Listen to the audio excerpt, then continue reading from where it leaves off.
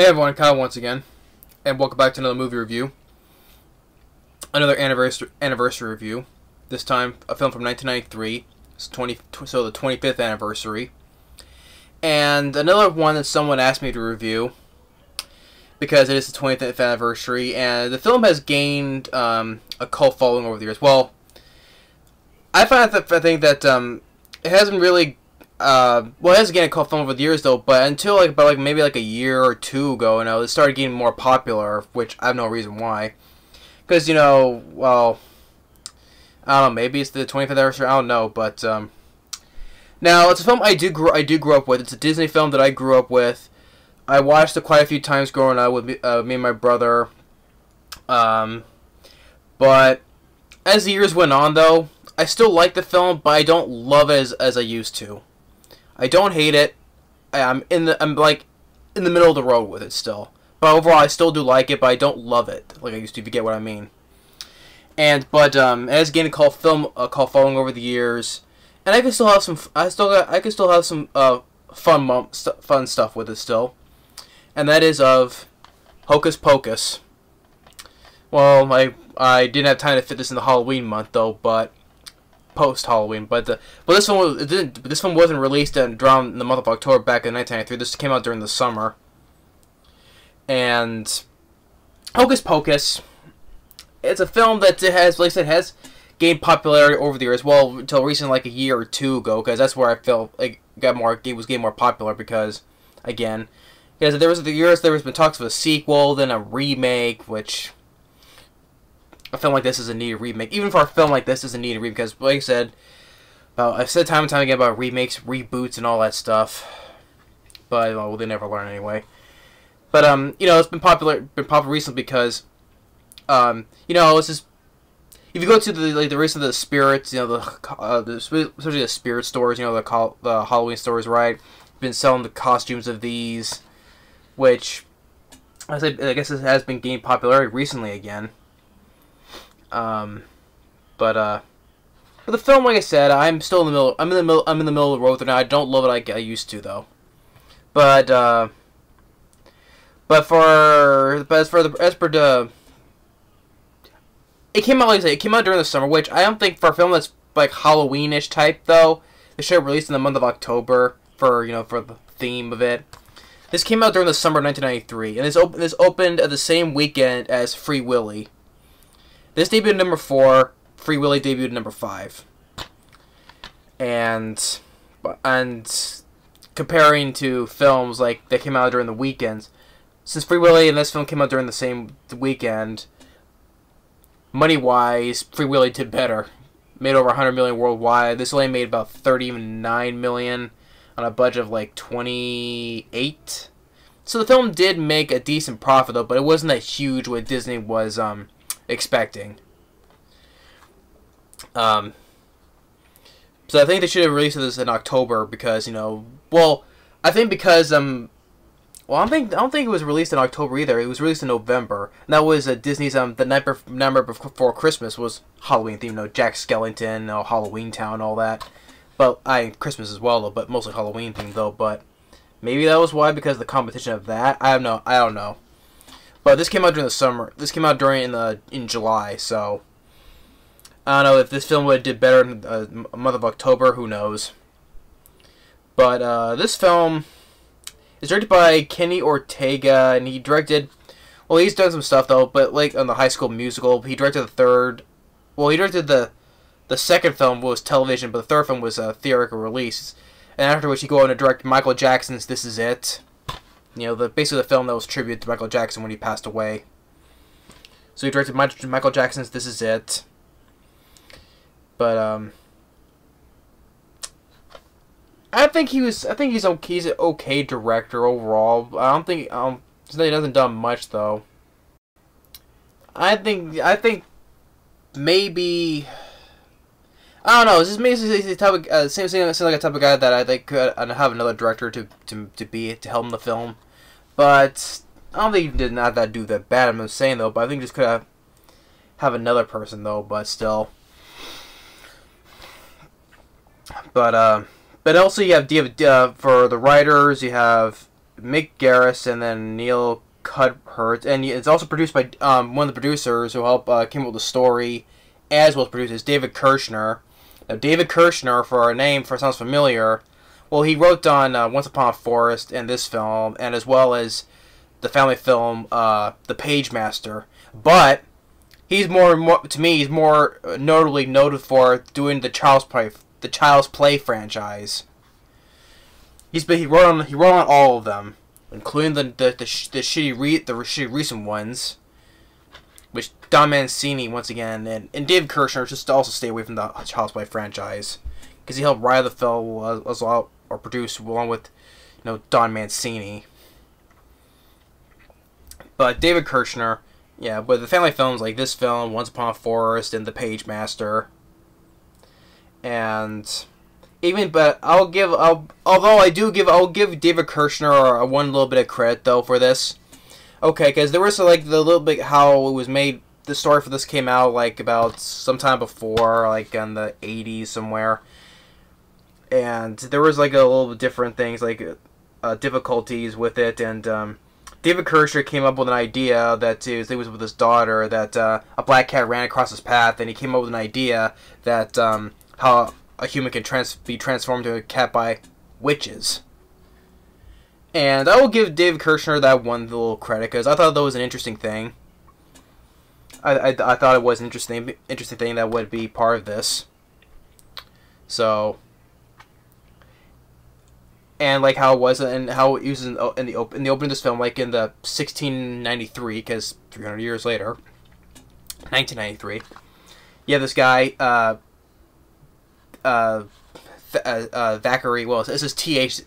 It's like Zachary, but with Th. Thackeray Binks.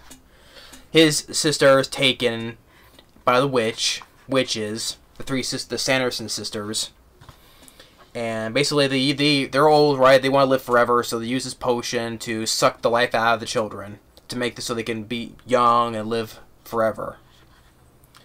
And so you got Bette Midler as Winnie Sanderson. Then you got Sarah Jessica Parker as Sarah, her real name Sarah, and Kathy Najimy as Mary. Now, as for our three leads, the witches, the Sanderson sisters, Bette Midler and I would say probably Bette Midler, and well, I'd say all three of them. All three of these actresses. It looks like I can see they're having fun in the roles as playing these witches. They're kind of They're to me they're playing like they're doing like they're the Three Stooges basically. They're the Three Stooges, the witches of Three Stooges basically, because they're like little bumbling and all that stuff, right?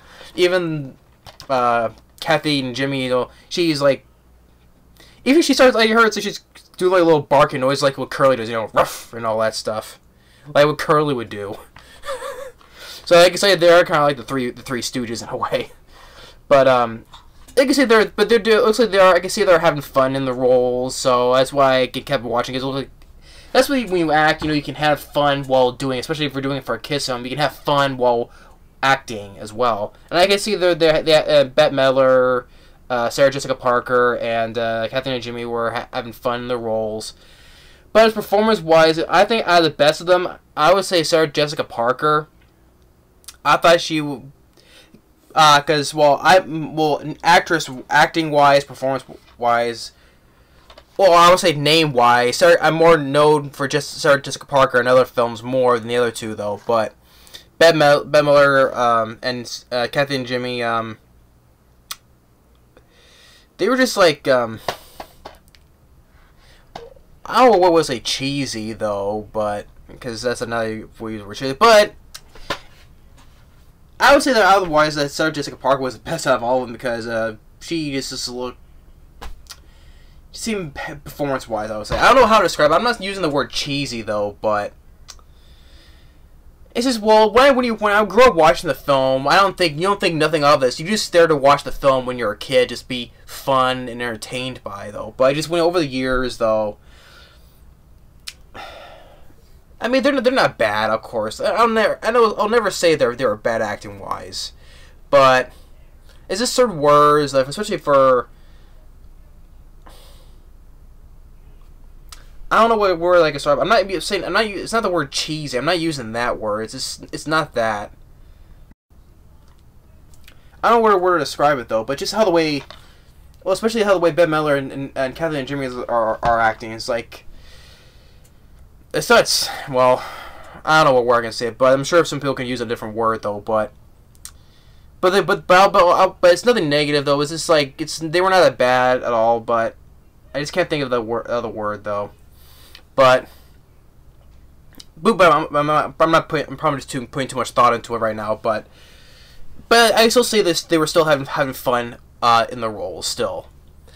And like I said, the opening of Zachary Binks follows his sister because she's been taken by the witches. They get her life sucked out of her to stay young and to live forever.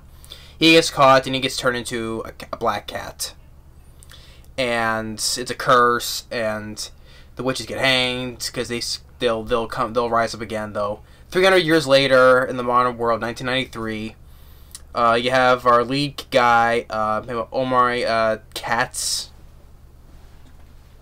Get his name right. Yeah, Omri Katz as our lead guy, Max. Him and his family just moved from L.A. And there's this girl that he likes, played by Vinessa Shaw. Her name's Allison, the character name. Vinessa Shaw, she just really, I reviewed the 2006 Hills of Eyes remake. She played the wife of Aaron Stanford, who got shot by a lizard, shot in the head. And I liked her in that film. And here I thought she did a good job as well, Vinessa Shaw. I thought she did a good job in this film. And same with Omri Max, even though he does, the stupid thing, which leads to our adventure to come. But I thought Omri Katz and Vinessa Shaw, they did good as well. And then Max has a younger sister named Danny, played with Thora Birch. I think overall, when I was watching, I didn't think growing up. I was a little kid, watching. I didn't think of nothing of it. But here, I thought she was tolerable in the role as Danny. I thought she was tolerable, not great, not bad, but like I said, in the middle of the road. I'll say same thing with, maybe that's what I'll say with Bette Midler and Kathy and Najimy as their roles, and they were in the middle of the road still for me. Not bad, not great, but in the middle. But Thora Birch, I thought she was still as tolerable, trying to be like the cute little sister, but she wants to go trick or treating and he doesn't want to. And the funny where she just goes and screams, "Mom!" to get her to go trick or treat with her, So then their parents, they go to a Halloween party as well. While they're doing that, they see these two bullies that the Max ran into that took his shoes. One's name's Jay, and the other one's name is Ice, because he has part of his the word ice shaved in the back of his head. Ice. They take his candy as well, and then they meet with Vinessa Shaw, and they go to the witch's house, which is now like an like a museum, because all the stuff in cases and the rope, whatever, you don't go past, right? They go there. They see the book. The Winnie, her book has this one eye. Then there is this candle that lights a black flame. It has to be lit by a virgin. And of course he does, because I was saying, Max does a stupid thing because he wants to light it so bad, and even though Danny says no, don't do it. Of course he doesn't listen, and he lights it. And which brings the witches back from the dead, and they get caught they get spotted by the children. Max gets zapped by Winnie.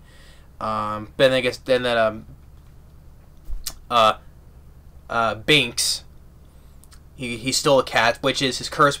He can live forever unless the witches are gone forever. Then he'll be resurrected by his former self in the afterlife. But until then, though, he's been stuck as a cat for 300 years. Still alive, still he can live forever, though. But still, until witches are gone, then he can go back to the way it was. And also one thing that how the now for the I will say for the a good majority of the effects I thought was good in the film. Like, of course, when the CG when he uses like her magical zapping powers, it's a still decent effect to me. Still, decent 90s CG. Effects, when they're flying on their brooms, and it's also good makeup effects, especially a costume when there's a dead zombie named Billy, played by Doug Jones. Good costume effects and makeup effects as well. So yeah, the effects of the film I would say is overall good though. But I also say that the teensy bit like where the cat talks, see like maybe the eyes and the mouth. I would say I would say that is a piece of effect that didn't age well. And even though it's from 1993, it's just you can clearly see that it's not up to par like it is how it was back then. But that's a nitpick though. I can still tolerate because hey, there are certain CG effects that's from the 90s I think are not the best though, but I can still tolerate it. Like Deep Rising, for instance, the CG effects of the creatures, I also say it doesn't hold. It's still not the best though, but I can tolerate it because I love the film and I love the design of the creature, and especially it's a good creature feature film as well, so I can let that slide. Here, the same thing. I can still have fun with the film. I can tolerate the talking cat face, right? It's still not the best, but it's a nitpick, but I can let that slide. Same thing. I can call it out though, but I can let it slide still. Anyway, they get the book, they escape, they go through the graveyard, which in the graveyard, the witches can't set foot on hollow ground. So they bring back Billy, which I think was who was a lover to Winnie, but he was caught with Sarah, and that's why he died and has sewed his mouth shut. And Doug Jones plays Billy the zombie. With Doug Jones, he's been some stuff, especially in creature stuff as well, like especially Hellboy 1 and 2. I forget the guy's name though. He was the well, I'm trying. What was the word? And the amphibian human-like, sort of like the creature from the Black Lagoon creature. Who was the friend of Hellboy. He was part of the gang. That's Doug Jones. I forget his name. Just left my brain though. But I know you've seen Hellboy 1 and 2. Doug Jones plays the water manfish. But and I think he also played the same creature in the fantasy the creature from the Shape of Water, that fantasy film that Guillermo del Toro directed, the Shape of Water. I think that creature as well. But Doug Jones has been some other stuff too. But I thought he did good as Billy the zombie. Like Max decapitates his head, and he's searching for his head. They go in the sewer. Then the witches, they adapt into the new modern world. Like in front of their house, they see this it's a black river, but it's the road. Tar, the road, and they get onto what they didn't know it was called a bus with the bus driver. Then Binks, he gets run over, but he comes back because he can't die because of the curse. And when the witches get off the bus, then you get a cameo appearance from Gary Marshall and Penny Marshall. Gary Marshall, may rest in peace. The creator of Happy Days. He's dressed as the devil, and which the Sanderson sisters thought they was the devil. Which then even Gary Marshall knows, you're the Sanderson sisters. And Penny Marshall plays the wife of Gary Marshall, and soon after they kick him out though. But hey, it was nice to see Gary and Penny Marshall in there, and Gary, like I said, once again, may rest in peace. And then they run away some more, and they go to their parents' party, and even the witches, they sing, "I'm gonna put a spell on you," kind of like it puts the spell on the parents, I guess, to keep them there, I guess, because by the end of the film, they're finally out of there. And then they get an idea to go to the high school, and they put him in the kiln you know, the ceramic stuff, and they put them to kill them, and they burn them. Which to me, which I don't, which the I think it's a nitpick though. How, it didn't make any sense how they survive being burned. You know, I don't know how they survive being burned. Well, you could say magic, but I don't know. You say like them burn, but then they just come back like unscathed. Which but they think they did it, and they go back to Max's house. Now of course they do another stupid thing where, like with Max, how he wants to light that candle, even though the sister said no. Here they do another stupid thing where they just open the book, and it sends out this light. Basically, it shoots a light right into the sky. Basically, it's they make it like a beacon to show the witches where they're at, to find them there. So yeah, just either show them a light, and that's where they're at. So they do another stupid thing. And because of that, they get the book. They take Danny back to their house, and I will get another part that I liked. The song that Sarah Jessica Parker sings, you know, "Come Little Children," right? But puts the children in a trance to make them come to their house because they want to. Now they have all the children they have to, you know, suck their life so they can live long, long lives. But Sarah Jessica Parker, you know, singing "Come Little Children," and which is actually okay. James Horner, may rest in peace as well. Another good composer is now, you know, gone. I enjoy his score, especially Aliens. But he was originally going to do the score, but it was given to John Demby, though. And John Demby, who's done scores I do like, you know, especially from End of Days and The Relic. And he's done other scores of other films I do like, though. But The Relic, I enjoy that score from him as well, though. But he was brought in to replace James Horner to do the score for this film. Which is, another positive thing I'll say about this film is, I do like the score, though. But James Horner, he did help write the lyrics for that song that Sarah Jessica Parker is singing. So even though he didn't do the score, though, he had a hand on writing that song, though. So funny how that is. So yeah, so that was a good part of the film, good part of the song. So hand it to the late James Horner, but John Demby did a good job with the score too. So and. Then they get another idea, because then now Vinessa tells them that's how we can get rid of them is the sunrise. If how they plan to live forever and all that stuff. So by the time the sun comes up, they turn to dust. So they do like a fake sun, you know, using the headlights for the car to think it's a sun. So they go to the graveyard, and Billy, you know, clips his mouth, you know, calls him wench. Helps him out.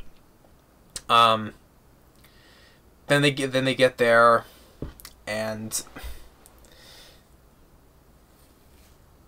Winnie, because basically when they get there at their place, like Max kicks the cauldron and spills the potion out, but there's only a very little left, so only enough for one child. So they want to use that on Danny. But they have this thing with, they don't like salt, I guess, and they put her in his grave to put salt around her to protect her.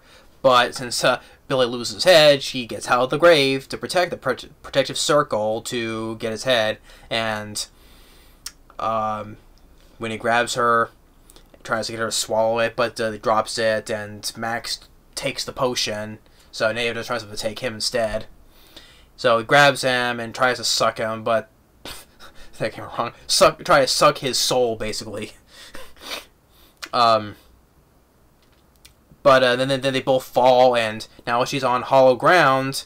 She turns to stone, and the sun is up. Sarah Jessica Parker, she blows into dust, and same with Kathy and Jimmy. He's saying bye bye. And then Winnie, poof, to dust. Sarah, and then Billy, he goes back into his grave, and Zachary, he So now the curse is gone, has been lifted from the witches since they're gone. His ghost, you could say, his human, back to the way he was, human form, says goodbye to Danny, and his sister from the beginning comes to see him, and as they both leave out the cemetery, and he's like, oh, she's asking him, what took you so long? And Thackeray's like, well, I'm sorry, I had to wait 300 years for a virgin to light a candle. And then as the credits are going, you see the parents finally get out of the party. And I forgot to mention, and then after that, the two bullies, Jay and Ice, they called them ugly chicks, so they took them back to their place, and they're still in their little cages, in the hung cages. And they're still stuck in there, and shows the book opening its eye again. So, Hocus Pocus, like I said, the years, I can still have fun with the film, but I just don't love it like I used to. So I'm still in the middle of the road with it. Not in the middle of the road, not hating it, but it's still there. Like I said, Bette Midler and Kathy and Jimmy and Sarah Jessica Parker, they still look like they were having fun in their roles. I think even Bette Midler, I think she said this is her favorite film role, I would say. Well, I can see that because, you can see they're having fun with the film, so I could see that though, but 25 years, it has gained, even though it wasn't that huge back in the day though, but it still has gained a cult following up until recently, which I don't know why until now it's been gaining popularity. I don't know why. I think it was for a year or two, it's been all of a sudden, the costumes and the people talk about them. I don't know why. I don't know why. After basically 25 years later, people are end up talking about this film again. I don't know why. But one I forgot to mention. Well, the acting was still good, but for like I said, our human leads like Omar Katz, Vinessa Shaw, Thora Birch. Even Doug Jones, and I forgot to mention the beginning, Thackeray Binks, when he was turned into a cat, the voice of that character is not voiced by the guy who played the human form of Binks. It's actually voiced by Jason Marsden, who does the voice of Binks as the cat. Now, Jason Marsden, he's actually who voiced Max from A Goofy Movie, and I reviewed A Goofy Movie. I like A Goofy Movie, and so Jason Marsden, he voiced Max in that film, and he voices it as Binks as the cat, a talking cat. So that's okay. I thought he did good because I like when he voiced Max in A Goofy Movie. So I thought he did good as well. So I forgot to mention that. But the effects are, for the most part, were good. Well, like I said, the CG face of the talking cat, I can deal with it though, but I can tell it's not aged well though, but I can tolerate it though. But for the most part, the effects were pretty good, as well as the costumes, and for the other effects as well. The score by John Denby was good, including even James Horner had that little hand with writing that song that Sarah Jessica Parker was singing. And it's filmed. It's on for 96 minutes without end credits, about 90 minutes at most. It's still a good pace. I will give another credit to that. Fairly paced, fairly paced. Even though still a couple of stupid things, even though the witches were brought back to have our adventure in this film because Max is doing a stupid thing. It's like, oh, it's a bunch of hocus pocus. Get it, hocus pocus. Even though they said don't light it, he still does it. Or when they open the book, they stupidly open the book to release a light that shines a light for them to find them. And even though how witches, they survive by being burned alive in a kiln, magic though, but still. But I don't know, but still a couple things though, but just scratch the head though. But and also I forgot to say, it was nice to see Gary Marshall and Penny Marshall as well. But I just think that there's some of them stuff with the how the I think the script was just like, I don't know what to say more about the script. I mean, I do like the interesting idea, like I said, how David Kirshner came up with the idea of being transferred, the cat, boy being transferred to the cat by the witches. I do like that though. That's why I like this. I'm glad I saw that. We have that in the film.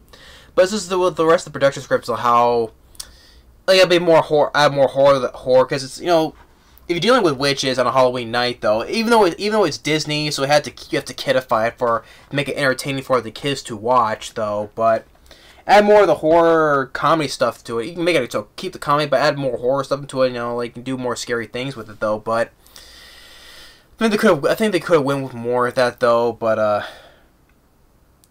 like I said, I think in the back of my head, I can't seem to put it together. But I know in the back of my mind what they could have done more with it, though. That's why I don't love it like I used to.